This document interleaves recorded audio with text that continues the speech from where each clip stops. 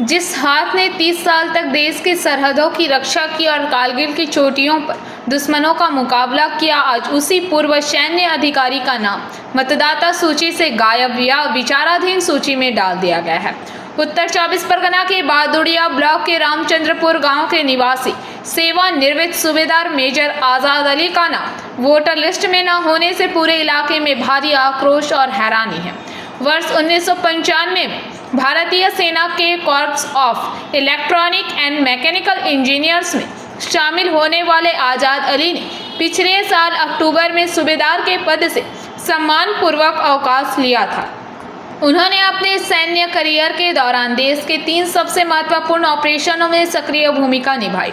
1999 operation विजय, 2001 operation पराक्रम, 2025 operation सिंदूर। इसके अलावा गलवान घाटी की घटना के बाद वे भारत चीन सीमा पर भी तैनात रहे। आजाद अली ने भावुक होकर कहा, मैंने अपनी जिंदगी के 30 वसंत देश की अखंडता के लिए समर्पित कर दिया। चुनाव आयोग को हमारे जैसे राष्ट्र सेवकों के प्रति अधिक संवेदनशील और गंभीर होना चाहिए था।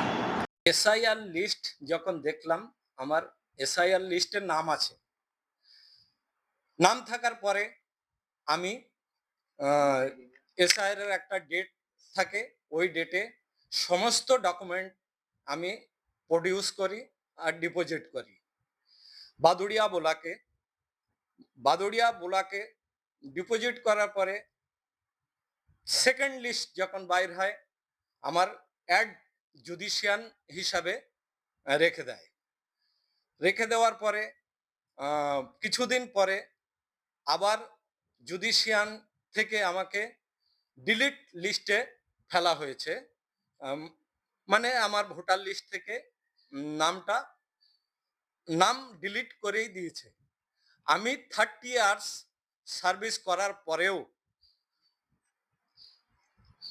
আমার নামটা ডিলিট করা হয়েছে। দেশের জন্য সেবা করেছি আমি, আর 30 ইয়ার্সের মধ্যে কার্গিল যুদ্ধের সঙ্গে যুক্ত, ওপি পরাক্রমের সঙ্গে যুক্ত, অপারেশন সিন্দুরের সঙ্গে যুক্ত, 3 ইয়ার্স জম্মু কাশ্মীর আর চায়না বর্ডার, পাকিস্তান বর্ডার, এটা তো আমার যাওয়া আসা লেগেই থাকতো।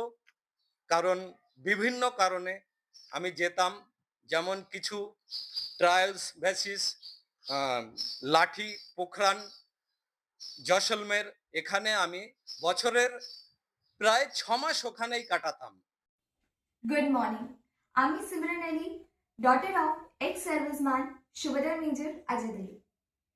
আজকে আপনারা হয়তো ভাবছেন যে এই ভিডিওটা আমি আপনাদের সাথে কি জন্য শেয়ার করছি, কিন্তু এই ভিডিওটা আমি আপনাদের সাথে এই জন্য শেয়ার করছি তাকে আমি একটা এক্সপিরিয়েন্স শেয়ার করতে পারি।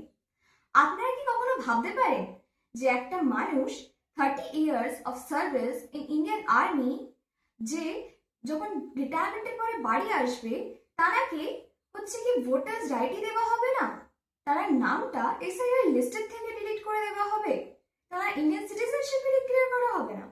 বাট এক্স্যাক্টলি সেটাই হয়েছে।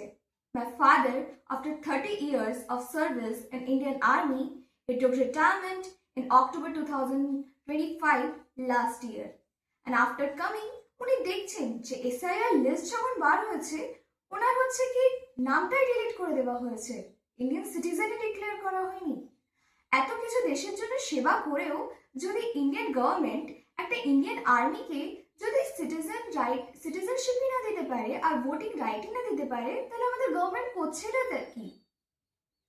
আপনারা হয়তো ভাবছেন যে ইন্ডিয়ান আর্মির কথা এতটা আমি কেনই বলছি, কিন্তু আমার ড্যাড যখন ইন্ডিয়ান আর্মিতে অন সার্ভিস ছিলেন তখন উনি কার্গিল ওয়ার 1999-এ তখন উনি ইনভলভ ছিলেন, তখন উনি কাশ্মীর পোস্টেড ছিলেন।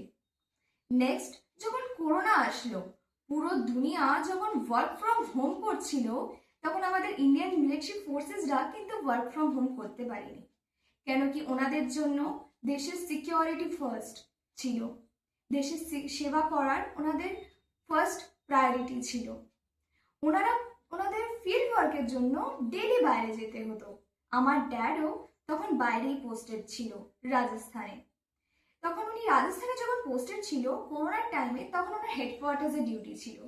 Bureau report, PVTV news.